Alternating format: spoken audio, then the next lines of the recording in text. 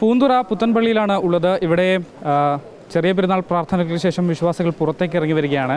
ഇതിനിടയിലാണ് രണ്ട് സ്ഥാനാർത്ഥികൾ ഇവിടെയുണ്ട്. നിയമമണ്ഡലത്തിലെ രണ്ട് സ്ഥാനാർത്ഥികൾ ഒന്നിച്ച് ഈ പള്ളിയിലേക്ക് എത്തിയിരിക്കുന്നു എന്നുള്ളതാണ്. KS ശബരിനാഥനുണ്ട്, അതുപോലെ തന്നെ മറുഭാഗത്ത് മന്ത്രിയായ V ശിവൻകുട്ടിയുമുണ്ട്. പ്രതീക്ഷിതമായി രണ്ട് സ്ഥാനാർത്ഥികൾ ഒന്നിച്ച് കണ്ടിരിക്കുകയാണ്.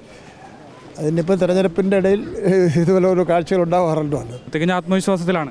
തികഞ്ഞ ആത്മവിശ്വാസത്തിലാണ്. നിയമം എന്നും ഭൂരിപക്ഷ സമയവും ഇടതുപക്ഷ മതേതര ജനാധിപത്യ പ്രസ്ഥാനത്തോടൊപ്പം നിന്നിട്ടുള്ള മണ്ഡലമാണ്.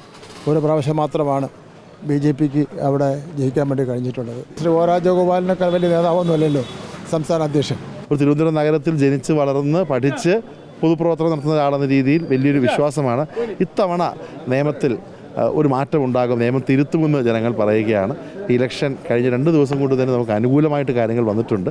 എന്തായാലും സർവേശ്വരൻ്റെ കൃപയാൽ തീർച്ചയായിട്ടും നല്ല കാര്യങ്ങൾ തന്നെ ഉണ്ടാകും. മറ്റൊരു സ്ഥാനാർത്ഥി കൂടി ഇവിടെ അപ്രതീക്ഷിതമായി കണ്ടിരിക്കുകയാണ്. തെരഞ്ഞെടുപ്പിൽ കാണുന്ന ഒരു കാഴ്ചയാണ്, പക്ഷേ എങ്കിലും നിങ്ങളൊരു സൗഹൃദം കൂടി അവിടെ പങ്കുവെക്കുന്നൊരു കാഴ്ച നമ്മൾ കണ്ടു. അതെ, തീർച്ചയായിട്ടും ശ്രീ ശിവൻകുട്ടി അദ്ദേഹം ഇവിടെ വലിയ എക്സ്പീരിയൻസ് ഉള്ള ആളാണ്. ഞാൻ സ്കൂളിൽ പഠിക്കുമ്പം മേയറായിരുന്നു, കുടുംബമായിട്ടൊക്കെ നല്ല ബന്ധമുള്ളതാണ്.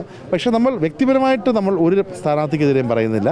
പക്ഷേ രാഷ്ട്രീയം, നമ്മുടെ നിലപാടുകൾ, നമ്മുടെ വികസനം പറഞ്ഞ് മുന്നോട്ട് പോകും. പേഴ്സണലായിട്ട് ആർക്കും എതിരെ ഒരു തരത്തിലുള്ള ആക്രമണം ഉണ്ടാകില്ല.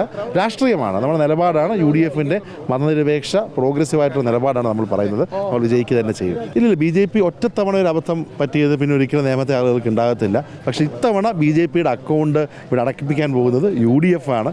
UDFൻ്റെ സ്ഥാനാർത്ഥി വിജയിച്ചുകൊണ്ട് ഇവിടെ BJP, ഞാൻ പറഞ്ഞല്ലോ, ഈ നിയമത്തോട് കടക്കാൻ പറ്റാത്ത അവസ്ഥയിലേക്കാകും. തീർച്ചയായിട്ടും ഇത് UDFൻ്റെ മണ്ണാണ്. ഞാൻ ഇന്നലെ പറഞ്ഞൊരു ഉപമയുണ്ട്. നമ്മുടെ സഞ്ജു സാംസൺ നല്ല പ്ലെയറാണ്, നന്നായിട്ട് കളിച്ചുകൊണ്ടിരുന്നു. ഇടയ്ക്കൊരു കാലത്ത് ഒരു ചെറിയ ഫോം ഔട്ടും പ്രശ്നങ്ങളും ഉണ്ടായിരുന്നു.